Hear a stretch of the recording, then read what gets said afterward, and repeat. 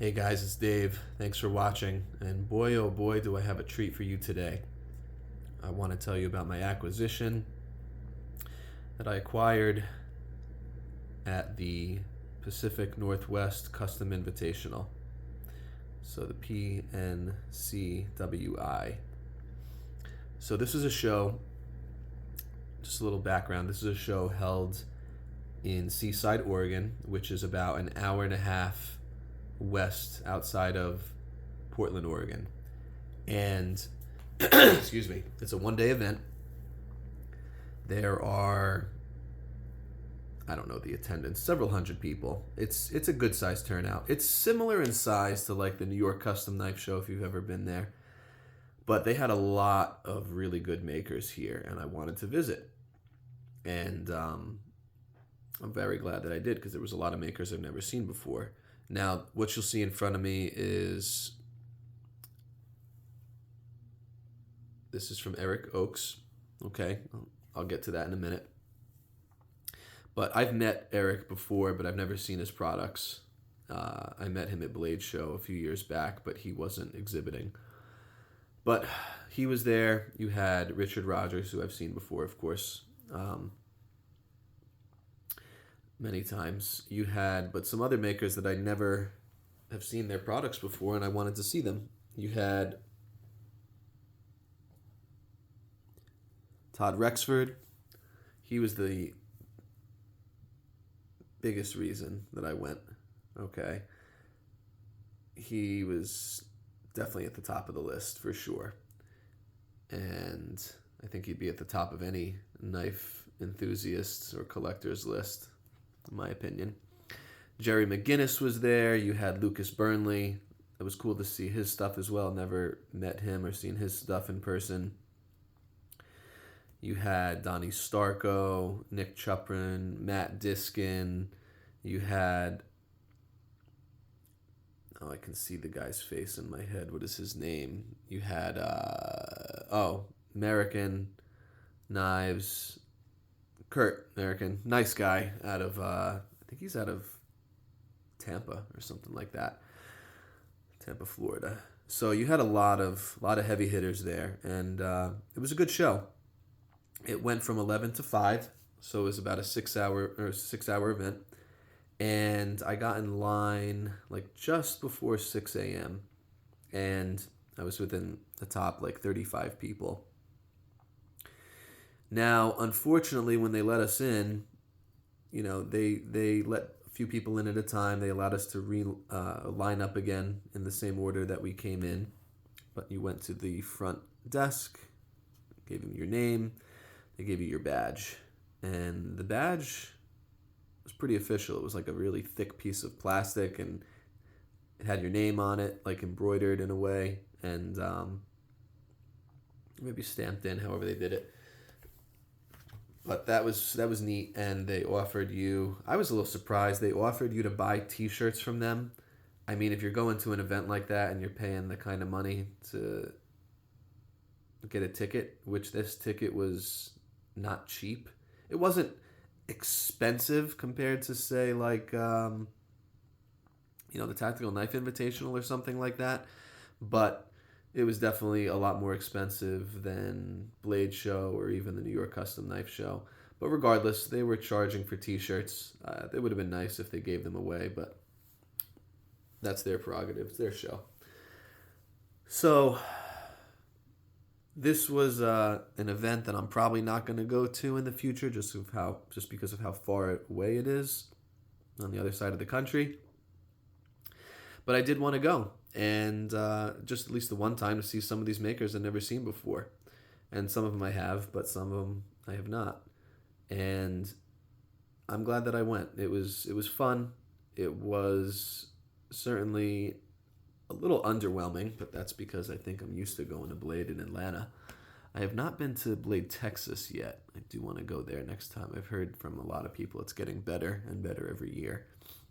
But that's also quite a far drive or flight, whatever you want to take. Well, flight-wise, probably about, depending, not that far, a few hours. But, so, let me tell you about this. So I was really going, as I said, for Todd Rexford. And he brought, so Todd brought some belt, well, I don't know if he called them belt buckles. They really were not belt buckles. They were, maybe he just called them buckles. They were like buckles that went on your watch band. Okay. And they were quite expensive, and I was certainly not interested in those. He brought several of those. He brought 2 fixed blades, the massless. I did like the massless. It was definitely thicker than I expected getting it in hand. It was nice. It was definitely thicker than I expected, though. His sheath that he made for it was different. It was interesting. Definitely different.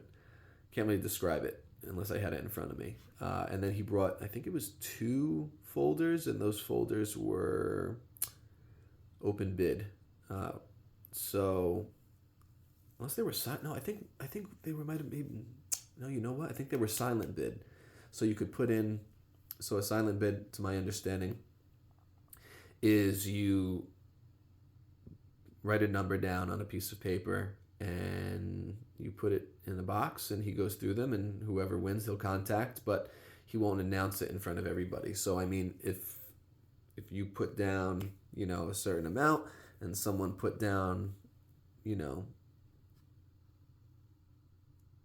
or excuse me, if someone put down a certain amount and you put down like 100 or 200 more than them, then, you know, you'd get the knife, which is basically the same as like an open bid, but it's pretty cool. So he doesn't really announce anyone, or I guess you could say put anyone on the spot with anything. But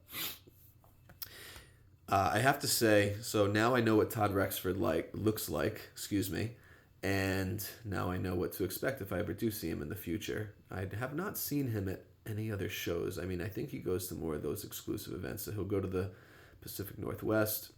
Well, granted, he is in Colorado, so it's a lot closer for him.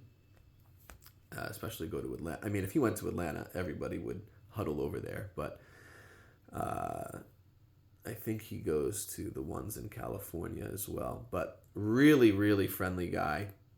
Extremely personable, down to earth, just very kind and accommodating with his time. Quite a stellar individual, and great personality. And very much enjoyed speaking with him, talking with him, even though I didn't get anything from him. But and then it was funny, I did get to see some of the guys that I know from the Atlanta show, so that was pretty cool. I was laughing, actually. It was funny, and one of the guys who knows me, his name is Ian. He has his own knife company, or he makes his own pry bars. Phoenix Tool Works is the name of it. He's out of South Carolina. Really cool guy. And he sees me. He's like, "Hey, man, I didn't know you were coming all the way over here." That was funny. But, you know, it was pretty cool to see those guys, too. And, you know, those guys have deep pockets when they're going all over the country to just about every knife show. But it was a lot of fun. And, yeah, it was definitely a lot of fun. You know, I enjoyed it. Not as fun as Atlanta, but in my opinion, nothing is, because that's just like a kid in an unlimited amount of candy store, you know, if I could use an analogy. But anyway, let's get to this. Sorry, 9 minutes in. I just want to tell you a little bit about the experience and the background and some of the makers and whatnot. So I get in.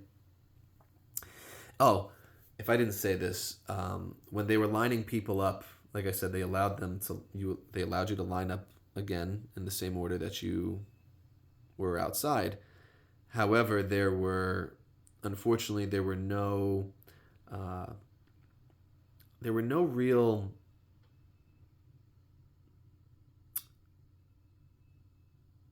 guides. There were no real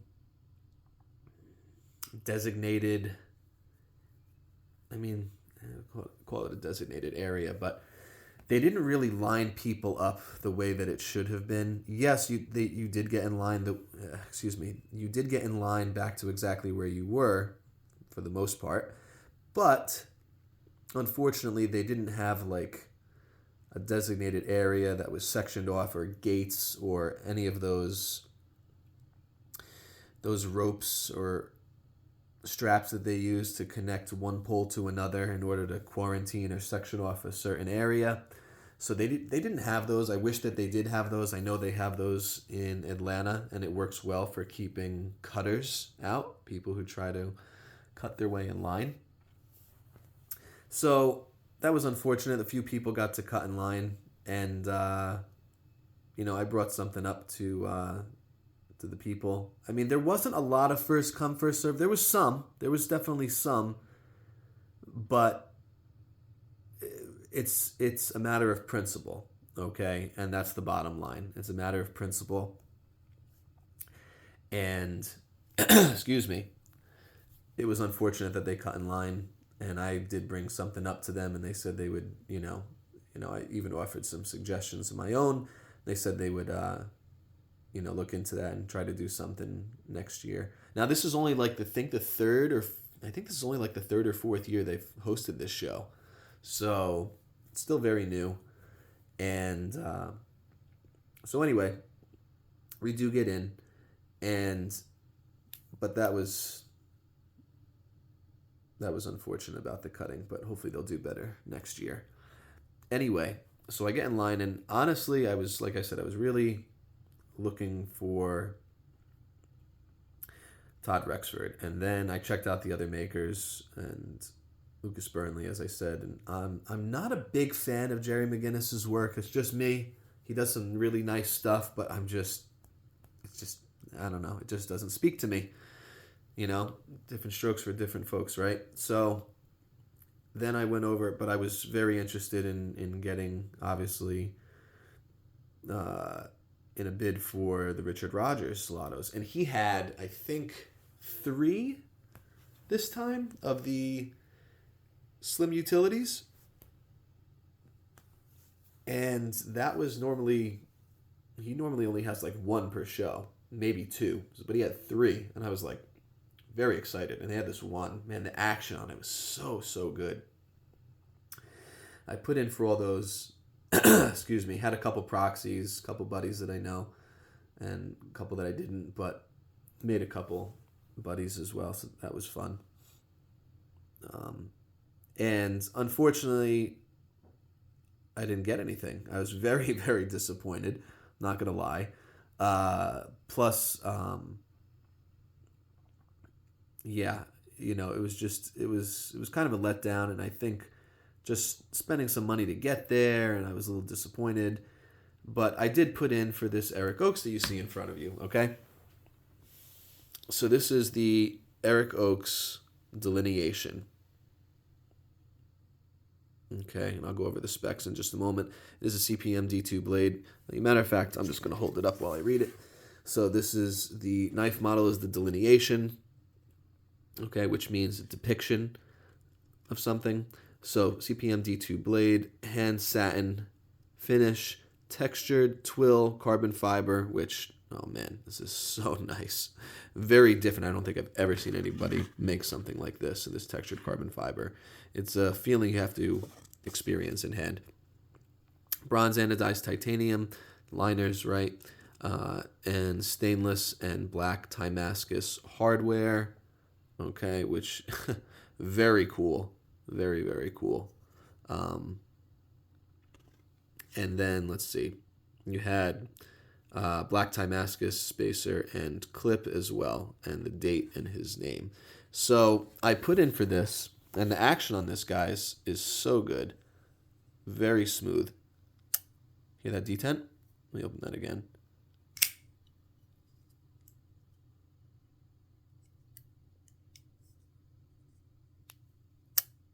Yeah. This thing fires out so nicely, especially middle finger flick. I mean, yeah, this thing is really sweet. This really caught my attention. And he had a few there, but this one really spoke to me.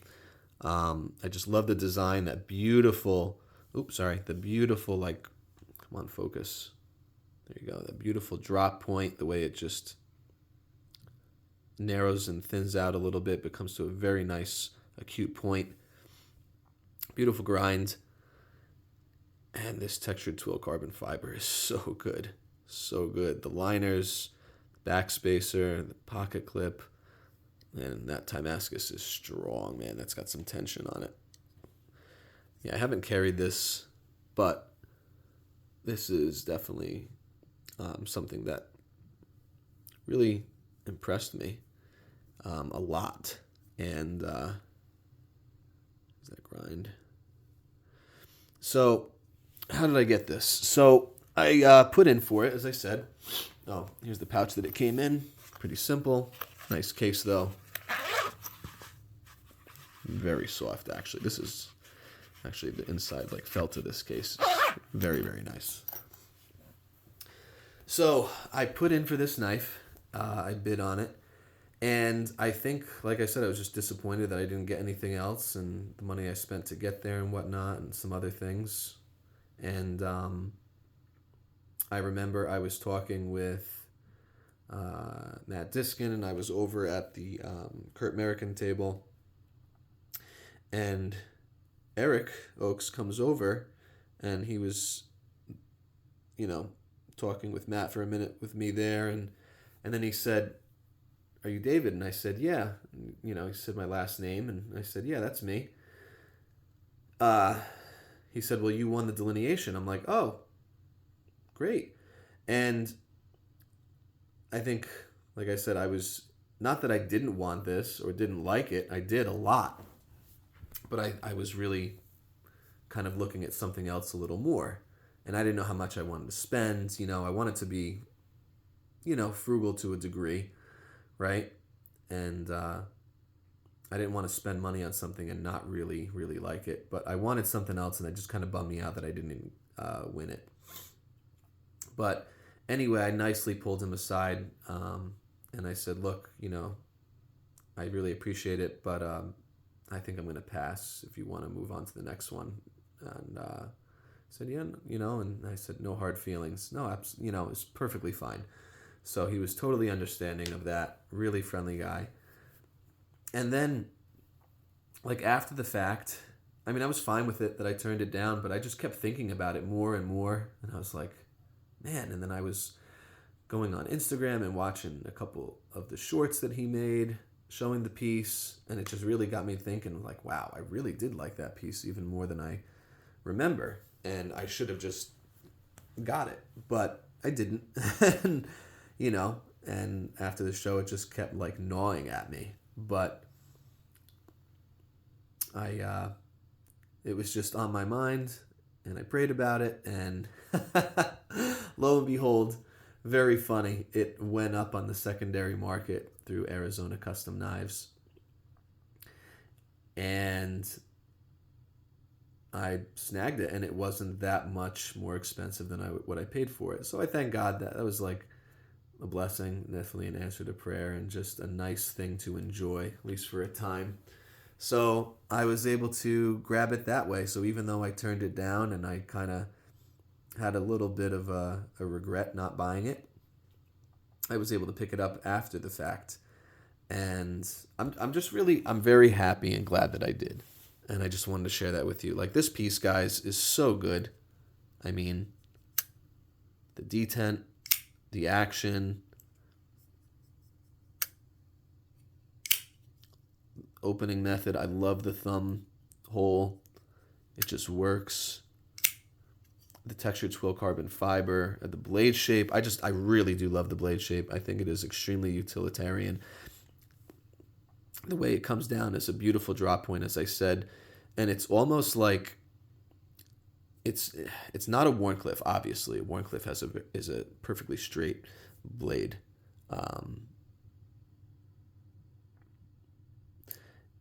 Cutting edge, excuse me, and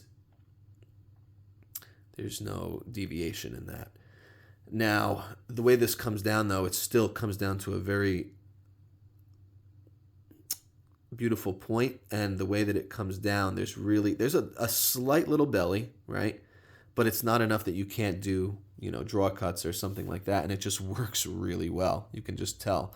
I mean, owning other knives with blade shapes like this. So I will show you. It did come a little off center. It's not really that bad. You can see it looks center. It might even be, it's not rubbing or anything. And I did notice this even when I put in for it. I did notice this, but I said to myself, that's something he could fix if I needed him to. But it's got pretty good centering actually. It's slightly off maybe. Toward the tip it looks more centered. Maybe the grind of the blade could have been a little more chamfered over here. I'm not certain, but it's still excellent. It really is. And, there's no way to catch my finger here or even my finger here on the back. I'm not going to cut myself on the blade there. Look at that Damascus backspacer. Really stellar work. Excellent job by Eric. And the pocket clip. I think the pocket clip is beautiful. It looks very functional. It's definitely stronger. Like I said, the tension is not going to be as springy as, say, something that's titanium. But the stainless hardware, the black Damascus, right, and that pivot, very simple but beautifully done. Really nice work. And look at that texture, man. I hope that texture is coming up in the video. Really nice stuff. No jimping on the flipper, but it really doesn't need it. It just works. This is Maker's Mark.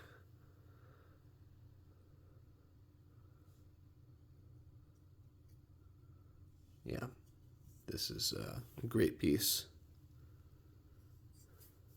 And I'm very happy with it. It's actually really exceeded my expectations. Like I said, I like it a heck of a lot more than I even expected. And if you were to ask me right now which I would have liked, either this one or the one that I missed out on, I'm going to tell you this one. And this is really one of a kind. And not that the other wasn't, but this is a delineation. And from what I saw, this might technically be considered like the XL. Okay, because I think he's made a smaller version of this. This, I'm sorry, I don't have the measurements for it, but I want to say it's like maybe like a 3.5, maybe 3.3 or 3.4 inch blade, maybe like, 4.5 inch handle, give or take, maybe a little less, maybe 4.25, but it's really just an excellent size. And, you just don't see many of these. And he makes a lot less of these than, say, Richard Rogers does on his even. It's very smooth, very controlled, that action, and that D10, excuse me. You can see right here, CPM D2. I like that he engraved that on there. And it just looks like heat treated. It's so nicely done. Like flamed almost. Beautiful, beautiful work. I'm going to see hold on a second. If there's anything engraved on the inside, I don't think there is.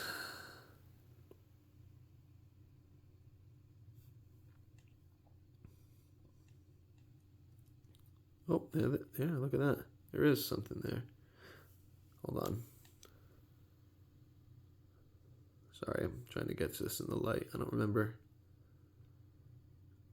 Yep, Ochs. And you know what? Hold on, guys. Sorry about that. I want to see this myself. Oh, yeah, it says Ochs 725 is what he wrote in there.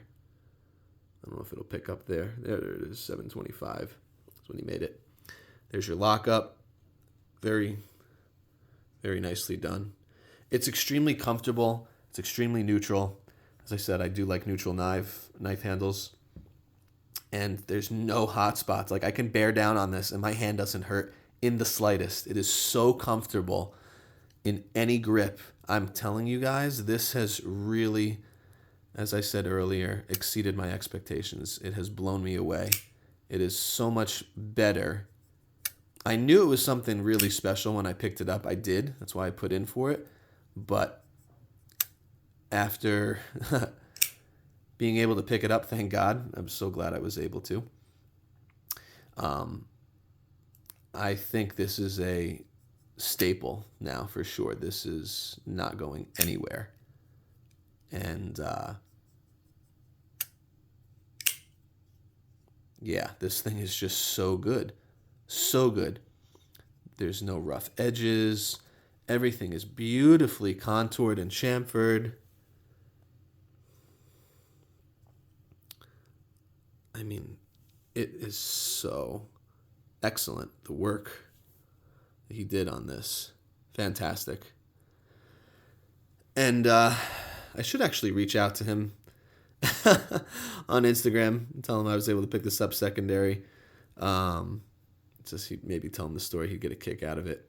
I don't know. He was a very nice guy. His wife was a very nice lady as well. I forget her name. She was very sweet. Very kind. Yeah, this piece is just outstanding. And I mean, one-of-a-kind piece. Really outstanding work. Texture, everything. The pivot sits a little proud, but I do like that. Gives a little character. The screws are flush. Hidden hardware, right, on the pocket clip. Fantastic.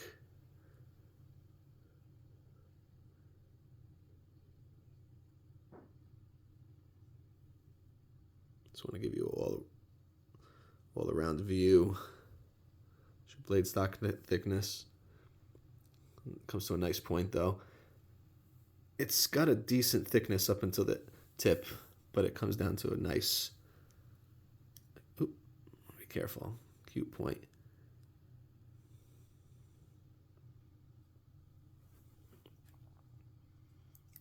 This is really fabulous. Very happy, very impressed. Very glad I was able to pick this up, even if it was secondary. But I thought that was a funny story, and it was a very cool story, actually. I wanted to share it with you.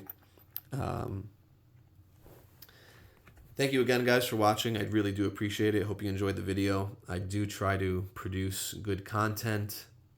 No, I don't do a ton of research before I make my videos, but I think that winging it and just going off the cuff really shows the authenticity of the video, the person, and that's what I try to aim for. So I do hope you enjoy it. You know, there's a lot of